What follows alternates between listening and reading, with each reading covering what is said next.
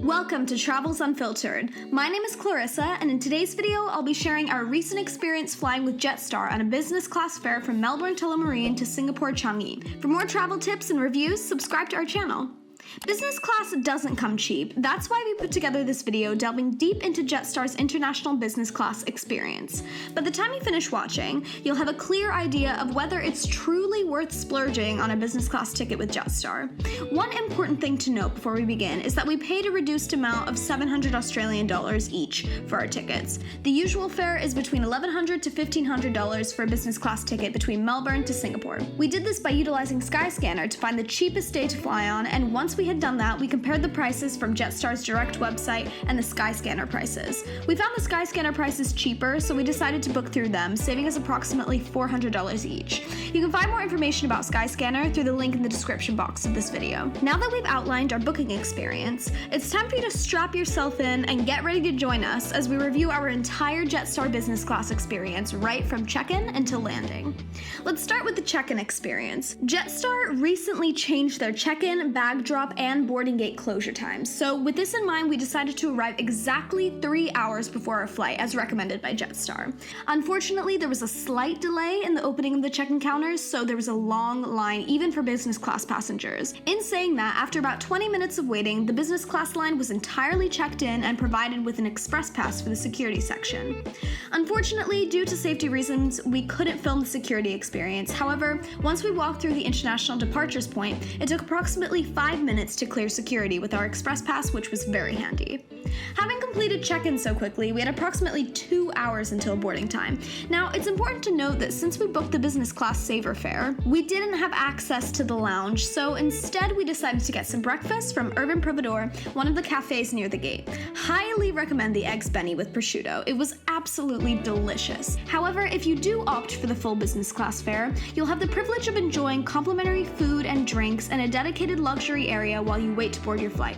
Personally, it wasn't worth it for us, as breakfast cost us approximately $30 each, whereas the full fare was a couple of $100 different. So personally, we recommend saving some money and getting the saver fare. With no delays or cancellations, boarding the aircraft was seamless.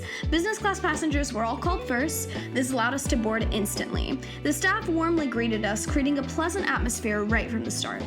The seat itself was spacious and comfortable, offering ample legroom. However, we did find the positioning of the headphone plug a bit inconvenient, as it was located on the inside of the chair, occasionally poking our thighs.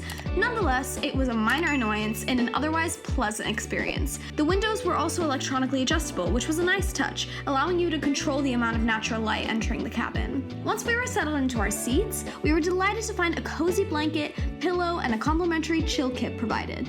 The chill kit includes a cotton tote bag, wet wipes, hand cream, lip balm, toothpaste and toothbrush, eye mask, earplugs, socks, pen, and an inflatable neck pillow. Additionally, we had access to the entertainment system, headphones, and a bottle of water.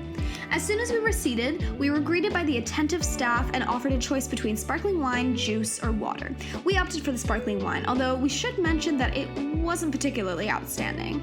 The menu provided a variety of food options to choose from. For our main course, we decided on the ricotta and spinach ravioli. While the flavors were good, the pasta itself was overcooked and dry, reminding me of a microwave meal. The one thing that was a little disappointing was the timing of the food. Pretty much as soon as we took off, we were provided with our main meal. For a 7-hour flight, it would have been nice to have waited a little longer, say 3 hours into our flight. Moving on to the flight itself, it was quite smooth with minimal turbulence. The breathtaking views from above certainly added to the overall experience. We were surprised to hear that we were receiving a second meal during the flight, although this was more explained to us as a snack by the flight attendant, but I would really consider it as dinner. We were presented with a choice between a quesadilla and a vegetarian pie. We went with the quesadilla, which unfortunately turned out to be quite dry and overcooked. The tortilla was firm, and I couldn't help but feel that some sour cream, salsa, or guacamole on the side would have made a significant difference. Instead, it was served with a mini Tabasco sauce, which wasn't my ideal option. To top it off, the mango cheesecake provided for dessert tasted rather artificial, leaving much to be desired. Now let's address the big question. Is it worth the money? Well, if you're seeking a more spacious seat with increased legroom, then the answer is yes. That was our primary reason for upgrading, flying, and in that regard, Jetstar's business class delivered. However, if you're expecting a true business class experience complete with exquisite cuisine, top-shelf alcohol, flat beds, and privacy, then this might not be the airline for you. Nevertheless, if you're simply looking for a bit more comfort in terms of seat size and space, I would definitely recommend giving it a shot. Personally, we plan on flying business class with Jetstar again and again because there's nothing better than having the freedom to stretch my legs and recline during a long journey.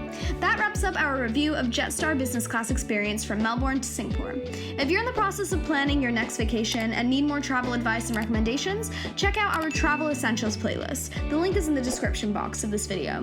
With this video almost over, it's time to ask you, after this video, will you be buying a business class fare on Jetstar?